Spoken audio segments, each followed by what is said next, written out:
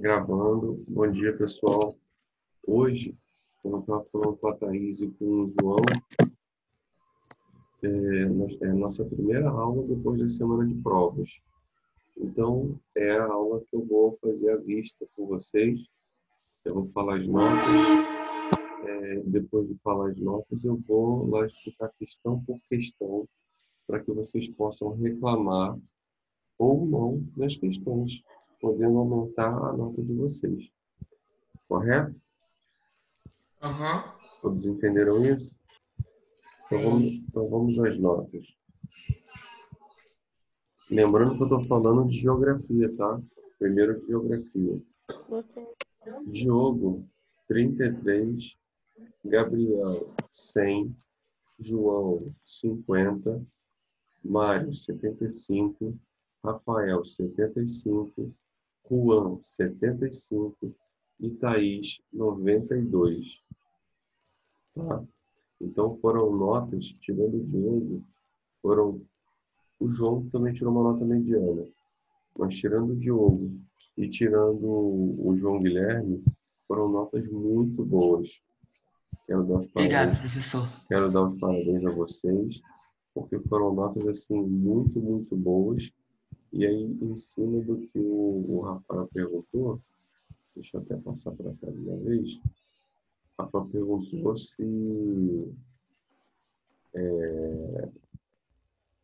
ele já passou. Tirando o Diogo e o Gabriel, todos vocês já passaram comigo em geografia, tá? Falando de geografia. Todos vocês já passaram. Só que eu preciso terminar essa parte com vocês, tá bom? Professor, Oi, aí você vai passar as de história na próxima? amanhã. Isso. Acabando essa vista de prova hoje, eu já libero vocês. Porque como vocês já têm nota, vocês podem ficar tranquilos. Só que eu preciso dar continuidade ao conteúdo, tá? Aí na semana que vem, em geografia, na segunda e na quarta, eu vou terminar a matéria com vocês. Tá bom? Tá. Todos ouviram? Professor, Oi, pode falar. os trabalhos e as atividades que a gente já fez, que enviou para você, vai só para a prova, para aumentar a nota? Não, os trabalhos que vocês fizeram são trabalhos avaliativos. Então, vocês, nesse trimestre, vocês fizeram o teste, vocês fizeram a prova, e esses dois trabalhos que eu passei para vocês, eu somei eles para eles poderem ter nota também. Aí eu estou terminando de fechar, que eu passei para o meu caderno as notas. Eu estou terminando de fechar as notas desses trabalhos. Fechar que eu estou falando é só de passar para o diário, tá? Porque a nota já tem. E aí eu vou somar tudo para que vocês possam ter acesso às notas. Tá bom? Agora, como a Thaís perguntou, tem filosofia também. Então, deixa eu falar de filosofia. Está todo mundo me ouvindo direitinho? Alô? Oi. Todos estão me ouvindo direitinho? Oi. Tá. Então, vamos lá. Sim. Rafael, 83. João, 75. Mário, 80. Thaís, 83. Juan, 90. Opa, fechou. Rafael, 92. Tá bom. Beleza? É outra matéria que vocês também estão bem, né?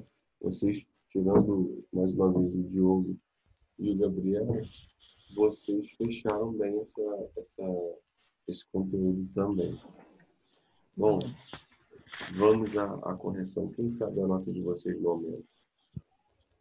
Ô, professor, por que você não fala a nota de história de uma vez? Vou falar amanhã, posso falar, mas amanhã a gente tem 2 aulas de história. Eu queria falar Fica mais fácil você falar hoje. que aí eu junto com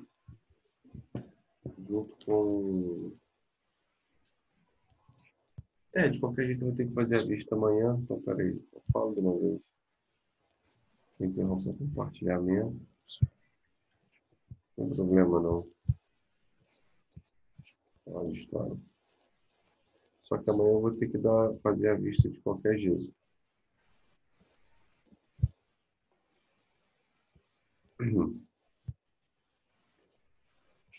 E a história ficou assim.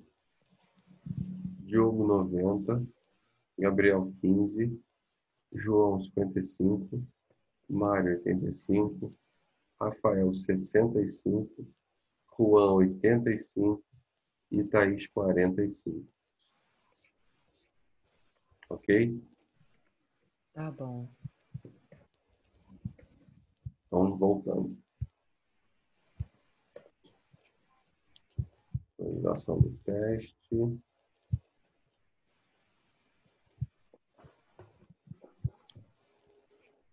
Vamos lá.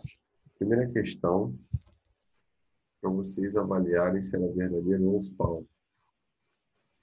Então, vamos lá. A Revolução Industrial provocou profundas mudanças somente na forma das produções de mercadoria. Fica uma dica para vocês. Todas as questões de alternativa, assim, questão objetiva igual a essa, quando tem uma alternativa que fala somente, que dá essa ideia de ser única, vocês sempre vão ver ela como errada. Então, por exemplo, nessa que fala assim, a Revolução Industrial provocou profundas mudanças somente. Essa palavra somente, 99% das vezes deixa a alternativa errada. Isso não é só para geografia, não. Isso é para história, isso é para tudo. Então, ela está errada. Por quê? Porque a Revolução Industrial provocou mudanças em vários setores, não só no de produção de mercadorias. Segunda, como a forma de produção é dividida em várias etapas, a manufatura produz mais do que o artesanato. Isso é óbvio, né, gente? Nós conversamos na nossa aula. A manufatura, ela foi uma evolução do artesanato. Alguém lembra disso?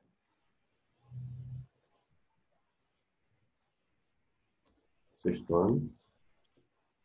Oi. Alguém lembra disso? Que o Eu artesanato, não lembro. que a manufatura... Porque o que acontece?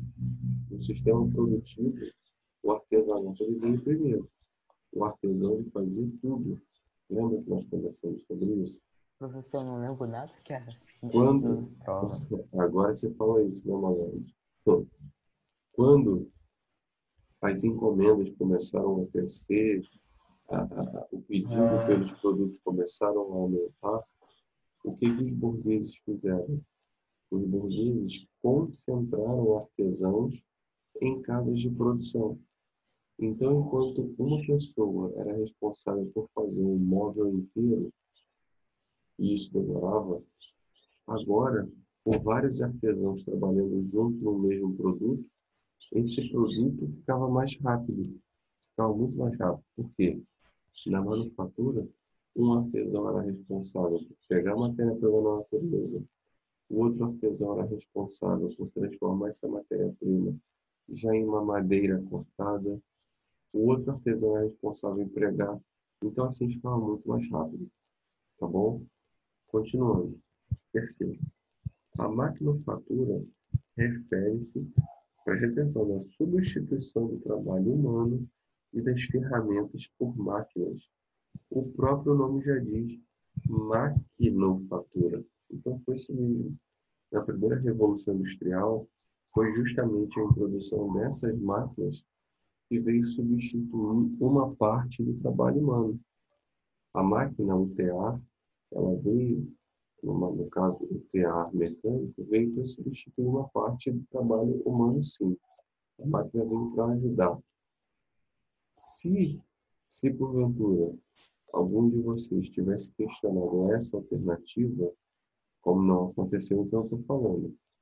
Se algum de vocês tivesse questionado essa alternativa, eu até poderia aceitar e poderia ter pensado em anular. Vocês poderiam ter falado para o professor.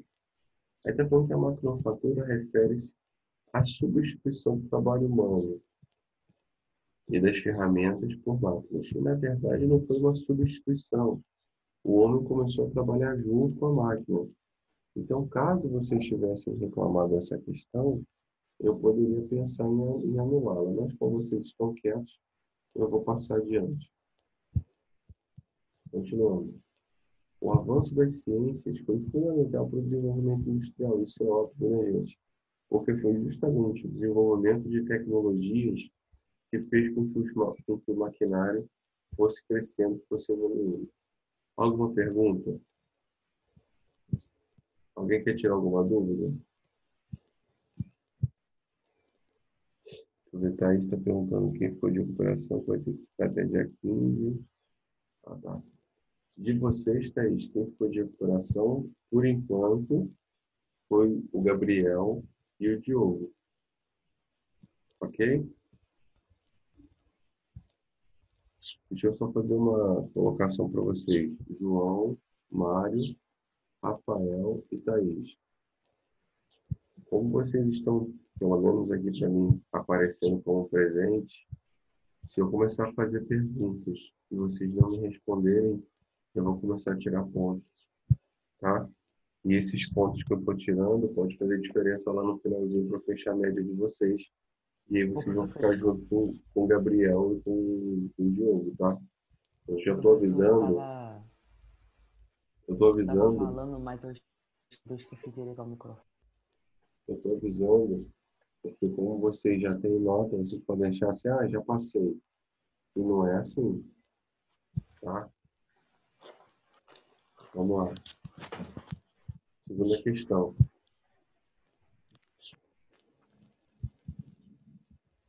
A segunda questão, pessoal, vinham dois fragmentos falando sobre dois sistemas de produção. O primeiro do Ford, lá nos Estados Unidos, sobre o Fordismo, e o segundo falando sobre um sistema de produção chamado Toyotista, que foi desenvolvido no Japão. Então vamos à pergunta. Os dois fragmentos do texto anterior explicam as transformações dos métodos de produção de trabalho, com consequentes mudanças na forma de consumo da produção mundial. Então, quando está perguntando assim, eles falam respectivamente. Respectivamente, pessoal, significa que é na ordem. Então, quer saber no primeiro texto e depois no segundo texto. Como eu já falei com vocês, aqui está falando do Ford. Então, o Ford ele criou o Fordismo. Então, o Fordismo aqui só tem na alternativa B e na alternativa D como as primeiras alternativas. Fordismo, para quem não se lembra, eu expliquei para vocês que foi um sistema de produção baseado numa produção em esteira. O que é uma produção em esteira, pessoal? Até então, no sistema fabril, o homem ficava como se fosse perdido no meio da fábrica, tendo que andar de um lugar para o outro para que o produto possa chegar ao final. No Fordismo, o Ford percebe que se ele coloca uma esteira de produção, todos os homens ficam enfileirados na esteira e cada um vai ter uma etapa. Então, por exemplo, numa esteira, é como se ficassem nós seis, né? Vocês cinco, desculpa, vocês quatro mais eu, então nós cinco, sendo que cada um é responsável por uma coisa. Então, o primeiro que fica na esteira bota o prego na madeira, o segundo que vem a esteira passando dá a martelada, o terceiro que fica na esteira vai pintando, ou seja, cada um tem uma responsabilidade nesse processo. Beleza? Então, esse sistema de produção fordista é um sistema de produção que se baseia na produção em esteira. Ok? Tá. No segundo texto, falando sobre o toyotismo, eu comentei com vocês também em sala de aula que o toyotismo se baseia no processo chamado just in time. O que é just in time?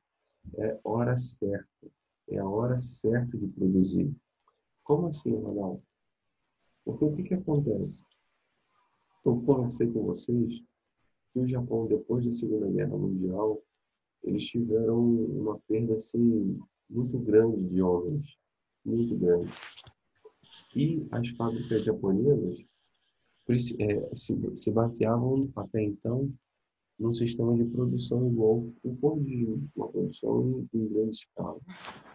Só que com todos esses problemas, pensa, com poucas pessoas, não tinha como produzir em grande quantidade. E o pior, produzindo em grande quantidade, as empresas japonesas iriam ficar com material estocado, com produto estocado para vender depois. Então eles não podiam fazer isso, até mesmo porque o Japão, além de todos esses problemas que eu falei com vocês, o Japão tinha um problema de não poder desperdiçar matéria-prima, porque eles tinham muito pouco, ainda tem muito pouco. Então o que que eles fizeram? Um engenheiro da Toyota desenvolveu um método baseado no desenvolvimento de tecnologia, onde a empresa japonesa Toyota, eles começaram a introduzir máquinas, braços mecânicos, para poder aumentar a produção, fazer a produção ficar de forma mais rápida, podendo atender assim um pedido muito rápido. Por exemplo, vamos supor que o Mário pedisse um carro da cor amarela com banco vermelho.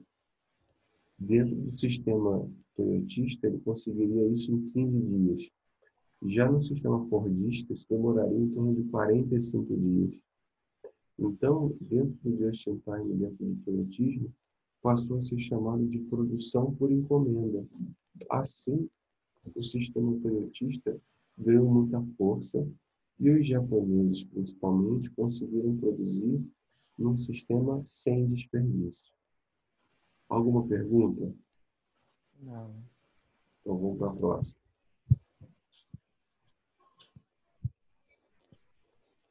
Terceira. Aí, pessoal, vocês estão vendo uma imagem na primeira exatamente do que eu falei do Fordismo. Isso aí é uma esteira de montagem. Então, aqui ficam os homens enfileirados e aqui é uma esteira que vai passando. Essa esteira é uma esteira mecânica, ela vai passando como se fosse uma esteira de que a gente corre. É uma esteira, ela vai passando com os materiais e cada homem é responsável por uma etapa. Aqui no caso o Chaplin coloca alguma coisa na chapa e os outros dois vão martelando. Se o Chaplin não colocar, os outros não conseguem fazer o serviço dele. Então, essa imagem é uma imagem característica do Fordismo. Ok? Aham. Então, vamos para a próxima. Na segunda imagem, já é uma característica do sistema toyotista que eu acabei de explicar para vocês.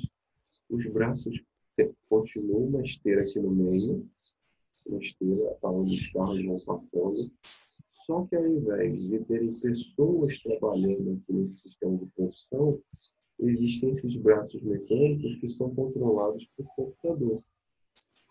Isso é para vocês terem uma ideia dessa diferença. Ronaldo, por que os japoneses fizeram isso na época? Porque os japoneses não tinham pessoas suficientes, pessoal, para poder ficar trabalhando nesse tipo de produção. Então, quando o calo aperta, o ser humano desenvolve tecnologia, né? E nesse caso, os japoneses desenvolveram a tecnologia dessa robotização para poder melhorar essa produção. Alguma pergunta até aí? Por enquanto, não. Então, beleza. Então, vamos lá. A pergunta é a seguinte. O toyotismo é um sistema de produção que não trabalha com estoque. Isso é o que eu acabei de explicar. Eles produzem por encomenda, pois produzem no sistema just-in-time. Porém, ocasiona profundas mudanças no mundo do trabalho em função da mudança da estrutura de produção da linha de montagem decorrente do quê? Ou seja, o que está mudando nas relações de trabalho? Preste atenção. Se no sistema de produção fordista tinha muitos homens fazendo serviço repetitivo, dentro do toyotismo, esse serviço repetitivo ele foi extinto. O homem que não souber manusear um computador, não tiver um serviço qualificado, dentro do sistema toyotista, ele é substituído pela máquina sim. Então, nessa pergunta, O que poderia ser? Está perguntando aqui, ó. Quais foram, aqui, ó, quais foram as mudanças da estrutura de produção, manejo de montagem decorrente do quê?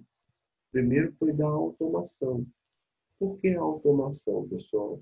Porque houve uma automação do sistema de produção, transformou num processo automático. O homem clica lá no computador e automaticamente essas máquinas vão produzindo. E essas máquinas produzindo geram o quê?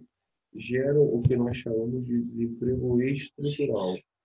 Vale a pena lembrar a vocês que a palavra desemprego estrutural significa que o homem foi substituído pela máquina, gerando desemprego estrutural. Ah, Ronaldo, por que não é o desemprego conjuntural?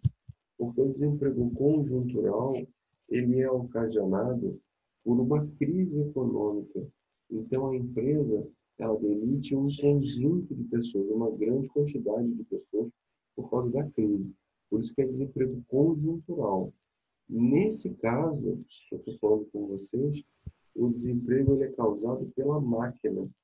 Então, desemprego para mão de obra desqualificada, tá, gente? Então, o desemprego passa a ser estrutural. Alguma pergunta? Alguém Não. quer questionar alguma coisa? Não? Então, tá. Eu não quero questionar nada. Alguém está alguém tá com alguma dúvida? Não? Então tá, então vamos para o número 4. Lembrando que quando eu falei com vocês sobre essa questão, só para ficar mais claro, pessoal, esse sistema planetista, ele pode ser chamado também de terceira revolução industrial.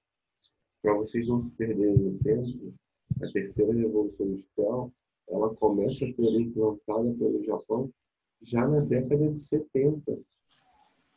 Ou seja, os japoneses, destruídos pela Segunda Guerra Mundial, que acabou em 45, pessoal, olha como que eles criaram uma tecnologia revolucionária para a época em tão pouco tempo. Foi muito pouco tempo. É óbvio que para as pessoas que trabalhavam nas empresas que não tinham uma qualificação na sua mão de obra, eles odiaram isso. Mas pensando para a época do sistema produtivo, foi maravilhoso. Você imagina, pensa com a cabeça de um empresário. Na cabeça de um empresário é muito mais vantajoso, mesmo você pagando caro, é muito mais vantajoso. E até, vamos dizer assim, seguro você ter uma máquina trabalhando para você do que um homem. Porque a máquina, quando ela falha, você conserta. Mas o serviço do homem, nós não somos uma máquina. Então, a falta de atenção de um homem num sistema produtivo numa esteira, o cara pode falhar em um monte de produtos e isso vai dar um prejuízo gigantesco lá no final. Tá? Então, vamos para o número 4. Deixa eu ler a pergunta. A automação da produção na linha de montagem e a produção de acordo com as demandas de mercado são aspectos negativos e positivos do sistema produtivo em questão. Caracterizam, respectivamente, o quê? Respectivamente, mais uma vez, estou falando do sistema de produção. Respectivamente, estou falando da ordem. Então, o que isso caracteriza? Primeiro, o desemprego estrutural é praticamente, eu só fiz ao contrário da outra questão, né? Ele praticamente está falando já do desemprego estrutural e do sistema produtivo do just-in-time. Porque se não fosse o just-in-time, se os japoneses não tivessem desenvolvido essa tecnologia, as indústrias estariam ainda produzindo um sistema fordista. Ok? Vamos lá para a próxima. Olha só, sobre a internet. Antes de eu começar a comentar sobre essa, eu quero fazer uma pergunta para vocês. Quando nós estávamos conversando sobre a internet das coisas, pessoal, vocês ficaram muito eufóricos assim. E aí eu pedi para vocês citarem alguns exemplos sobre a internet das coisas. E aí, acho que o Mário falou, o Rafael falou algumas coisas. Alguém quer falar mais alguma coisa sobre essa internet? Porque ela é o presente e é o futuro. O videogame de vocês, por exemplo, os próximos, vocês podem ter certeza que o sistema de interação ele só vai aumentar. Ô, professor, Oi, mas a internet, ela também armazena na nuvem. oi? A internet também armazena dados na nuvem. Ô, professor, Sim. a Oi. Sempre internet quando eu, aqui é faço um importante pra projeto, gente, porque... Pode falar, Mário, pode falar. obrigado. Sempre quando eu faço um projeto no Word ou em outros lugares, tem a opção de salvar no OneDrive e na nuvem. Uhum, exatamente. Exatamente, sim. Isso são tecnologias que estão sendo Eu, desenvolvidas que não existiam. Pode falar, Rafael. professor, Oi. aqui em casa a internet é bem importante, porque tudo aqui em casa roda a internet. O computador do meu pai para ele trabalhar, a TV, o meu PS4 aqui, tudo roda pela internet. Aí sem a internet Exatamente. fica bem difícil. E se você for conversar, Rafael, com uma pessoa mais ou menos da minha idade, entre 30 e 40 anos ou mais, e você fizer um questionamento desse, a pessoa vai achar que você está de brincadeira, sabe por quê? Porque pessoas da minha idade ou mais velhas, nós tivemos uma infância onde a internet não existia, pelo menos não para gente. Então as brincadeiras eram outras. Nós não tínhamos dependência da internet para nada. As pesquisas escolares eram feitas em enciclopédias, em livros, né? A televisão, nós assistimos só os canais abertos, que era Globo, Manchete, SBT e acho que era Bandeirantes e Record, que eram os canais abertos. Não tinha esses Netflix da vida, não tinha Disney Plus, não tinha nada disso. Então, esse questionamento da internet das coisas, hoje, ela é válida porque para vocês entenderem como que tudo está conectado.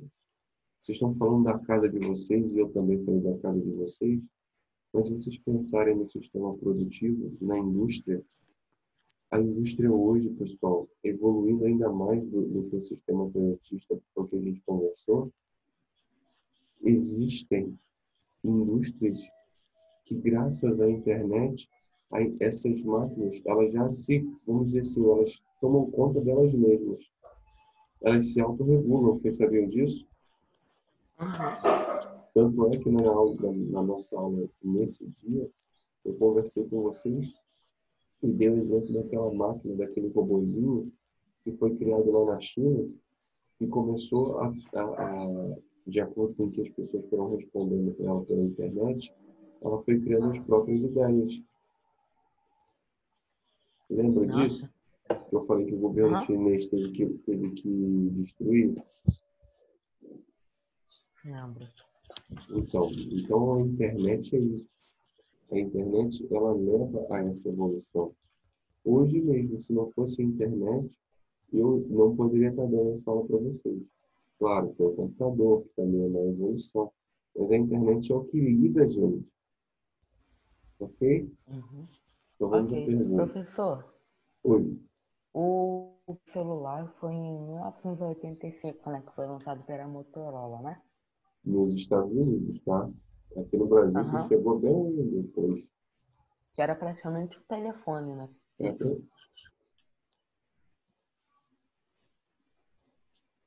Eles chamavam, Mário, de telemóvel no início. telemóvel. Não era nem celular, telemóvel. Era telefone Ah, móvel. Era, era mais ou menos do tamanho do seu antebraço, o telefone celular. Sabe o que é nossa, antebraço, né? era grandão. Muito grande. E digo mais, para você poder usá-lo, você ainda tinha que levantar a anteninha dele e a parte de baixo você ainda tinha que abrir. Ah, E nossa, ele ficava maior ainda. E como a rede era muito ruim, de sinal, a maioria dos lugares não funcionava o celular. Então, no início foi bem difícil ter celular mesmo. Mas vamos lá. Qual alternativa descreve a função da internet das coisas? Esse IoT aqui, pessoal, é a sigla em inglês de internet das coisas, tá? Então, qual alternativa que melhor define, melhor descreve? A primeira, não tem Conectar como... objetos entre si, né? Exatamente. Hoje, essa conexão do objeto, ela acontece, não sei se as mães de vocês têm isso, se os pais têm isso. Tem uma maquininha, ela parece uma pizza, só que um pouco maior com rodinha. E pela internet do seu celular, você consegue controlar essa maquininha, e essa maquininha, ela varre a nossa casa, e depois ela vai encerando o chão. Você acredita? Também tem o aspirador de pó robô, né? Então, é esse mesmo que eu estou falando. Ah, tá. Outro exemplo é o seguinte. Vamos supor que eu sou da polícia, ou eu sou um cara maluco. Vamos supor que eu sou um cara maluco. Aí eu entro na casa da Thaís e coloco algumas câmeras lá dentro, e pela internet, ligada no meu celular, eu consigo ver tudo o que acontece dentro da casa da Thaís. Isso também envolve a internet. Ou seja, essa conexão entre aparelhos só acontece graças à internet. Ok? Alguém quer questionar essa questão? Essa alternativa? Então vamos para a próxima. Quando acabar essa, pessoal, eu libero, tá? Tá. Essa que eu falo, essa correção. Vamos lá. A emergência da terceira revolução industrial, ou seja, o crescimento da evolução, ou revolução técnico-científica, proporcionou uma sequência de avanços no campo do trabalho industrial. Aí está perguntando, dessas alternativas, qual se refere à terceira revolução industrial? Há algumas questões atrás eu já dei a resposta. O automatismo é a terceira revolução industrial. Aqui, ó, Taylorismo, a primeira revolução, o Fordismo, a segunda, o Toyotismo, a terceira, e o Volvismo é da quarta, que a gente está passando hoje, com a internet das coisas. Ô, professor, Quarta revolução industrial. Oi. por que nós pegaram para botar os nomes das revoluções industriais nome de marca de carro? Uma boa pergunta. Mas por quê? Porque foram essas empresas, o Ford com o Fordismo, a Toyota com o Toyotismo e agora o Volvismo da Volkswagen, né? Por que eles? Porque são essas empresas automobilísticas que necessitam desenvolver novas tecnologias para os seus sistemas produtivos. E justamente elas criando essas tecnologias, as outras empresas dos outros ramos vão absorvendo essas tecnologias. Ah, tá. Entendeu? Então, essa aqui é o toyotismo. Indústria 4.0. O que é a indústria 4.0? Essa indústria 4.0 é justamente a indústria que a gente está falando agora, da internet das coisas, que os elementos estão interligados graças à internet. Ou seja, o que é a indústria 4.0? É a integração de sistemas cyberfísicos. O que é cyberfísico? O físico é a máquina, porém ela está interligada pelo seu sistema, pela parte cyber, o seu software. Então, como eu falei com vocês na aula, uma máquina, por exemplo, ela, graças à internet, ela consegue raciocinar para saber quando está acabando um estoque de determinada coisa, e essa máquina, pela internet, já faz o pedido desse produto. Ok? Então, vamos continuando. Está acabando, tá, gente? Já está acabando, já, rapidinho. Segunda Revolução Industrial. Na Segunda Revolução Industrial se caracterizou, dentre outros motivos, pelo desenvolvimento de novas ferramentas. fontes de energia e setores industriais, surgindo principalmente a partir da segunda metade do século XIX. Sobre as informações da segunda revolução industrial, a fonte alternativa que está incorreta. Então, vamos lá. Dessas alternativas aqui, todas que não têm a ver com a segunda revolução industrial. Por que a letra B está errada, pessoal? Porque a máquina a vapor está associada à primeira revolução industrial, a queima do carvão. Então, a única alternativa dessas quatro, a única que não está associada à segunda revolução industrial é a letra B, porque a energia elétrica está associada, o motor a combustão está associado e o petróleo está associado. A máquina a vapor é uma característica da primeira revolução industrial, ok? Ok. Pessoal, vai fechar a sala. Eu vou gerar uma nova sala só para a gente terminar a correção e aí eu libero vocês. Tá bom? Tá bom. Vou fechar aqui. E faltam 3 questões só. 3 questões, tá bom? Já Tá volto. Só um minuto. Tchau.